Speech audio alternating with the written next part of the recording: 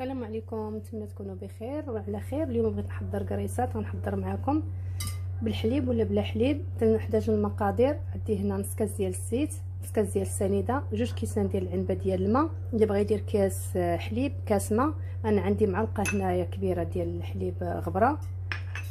عندي واحد خماره، كيس فاني، خميره ديال الخبز، ديال خبز خميره حبيبات، شويه نافع وحبه حلاوه، الملحه، بيضه. وندوزو المقادير دابا. والطحين على حساب الخليط، غيهز ليا 700 غرام اللي تتهز ليا.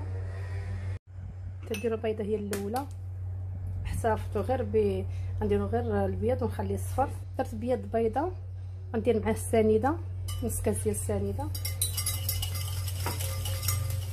ندير معاه الزيت،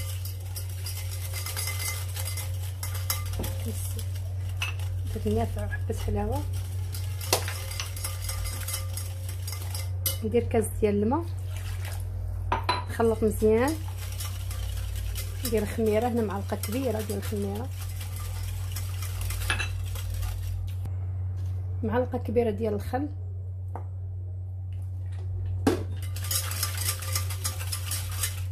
وندير الفاني، وندير الخميره الحلوه، خميره، كيس فاني،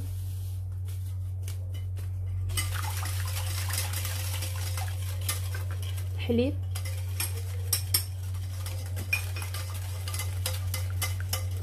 الكاس الثاني اللي بقى نخلط مزيان ديال الماء، ندير الملحه والطحين نبقى ندير بشويه بشويه، ما غاديش نخليه حتى ينسجم كلشي. راه الخميره راه دابت، كلشي داب. الطحين راه عندي مغربل، غنبقى نحرك مزيان. من بعد ما خلطت كلشي غندير الطحين وغنجمع مزيان العجينه ديالي. بعد ما جمعت العجينه ديالنا، عندي الزبده هنا ديال العبار، نتوما ليكم الاختيار، معلقه كبيره كنحطوها هنايا الوسط. خصوصا الجهه ديال العبار كتجي زوينه وواحد المذاق رائع. صافي وغادي ندلكوها بيدينا، نمشيوها بحال هكايا. انا كنفضل هاد الزبده ديال العبار، هاد الزبده سونطرال. صافي ندخلها كامله مزيان. صافي من بعد ما دخلت فيها الزبده كامله، غادي نغطيها ربع ساعه ونخليها تختمر. العجينه ديالنا خليتها نص ساعه هنايا حتى خمرات مزيان كيف كتبان لكم. نديرها كريسات بحال هكا صغار.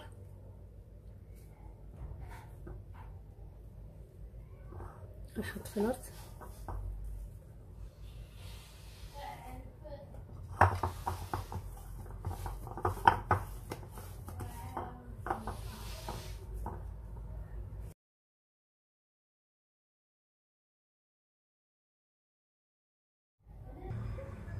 من بعد ما جمعتهم بحال هكا كريسات، غادي نشدها مسرحه بحال هكا غير بصباعي، بحال هكا بشويه. عندي الشكلاط، اختاروا الشكلاط اللي ديال التيبان، اي شكلاط عندكم ديروه. غندير جوج بحال هكايا.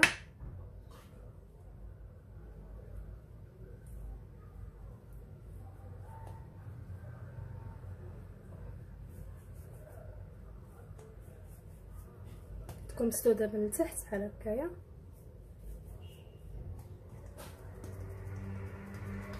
صافي نحطها في اللاطه بهذا الشكل. ندير معكم واحده اخرى، نجبدها شويه بحال هكايا. دير شكلاط، بغيتو ديروا الشكلاط ديال الدهن حتى هو كيجي مزيان. هي العجينه راه خليتها نص ساعه، انا طلقات مزيان. قد ما طلقات لكم العجينه كتجي احسن، كتجي خفيفه.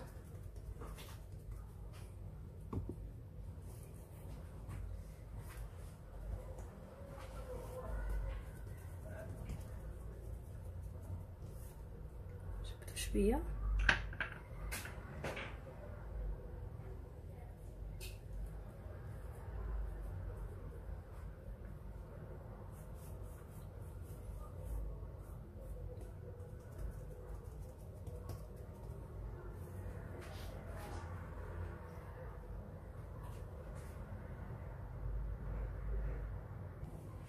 هادو درتهم على هاد الشكل بحال هكايا. غندير معكم الشكل الثاني. عندي هنا اللاطه تندهنها بشويه ديال الزيت، الا مكانش عندي الورق اللي تندير اللاطه، وكنرشها بالطحين باش ما تحرقش ليا مع الزيت. وكنجيب هاد الكريسات بحال هكايا نقرصهم شويه بيدي بحال هكايا، نحطها في اللاطه بحال هكايا. نجيب كاس ندهنو بشويه ديال الزيت ولا الطحين هنا من الفوق، وكندخلو هنايا لداخل بحال هكايا.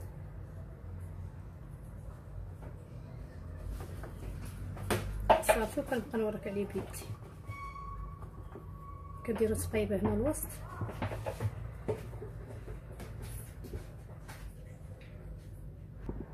نجيب وحده اخرى ثاني قريصه نقرصها شويه بيدي بحال هكايا، نحطها في اللاطه بعد شويه. وكاس نديرو في الطحين ولا في شويه الزيت القاع ديالو، كاس يكون صغيور، ونجي الوسط ونضغط مزيان بحال هكا.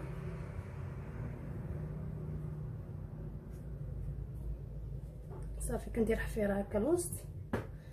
نجيب ثاني وحيده اخرى قريصه نقرصها حتى بيدي بحال هكا شويه.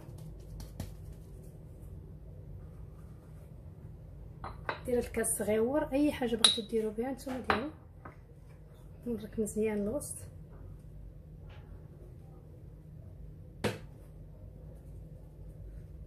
صافي ونجيب كونفيتير ما يكونوش فيه غير طروفه كبار، اي كونفيتير عندكم نعمروا هادو من الوسط.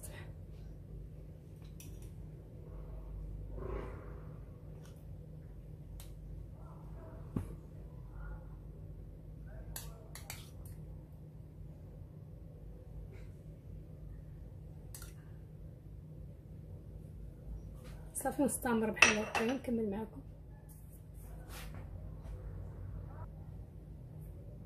مالو حبسوا. عندي اصفر بيض مع شويه الخل مع الحليب، وغدا ندهن به الوجه ديالو.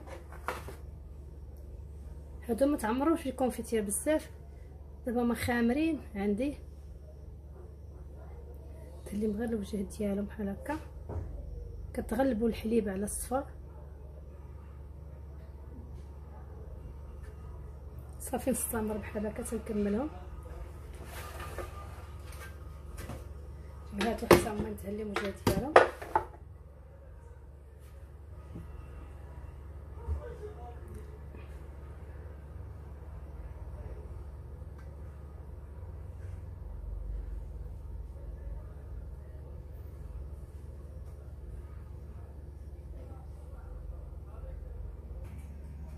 انا كملتهم كاملين بعد ما دهنتهم بالصفر والبيض والحليب.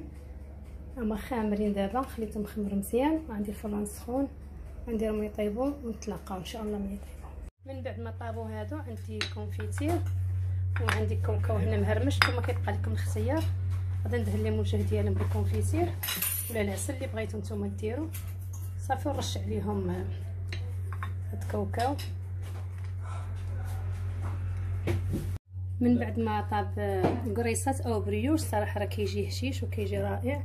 الشكل ديالو كيف جا كيجي خاوي من الوسط.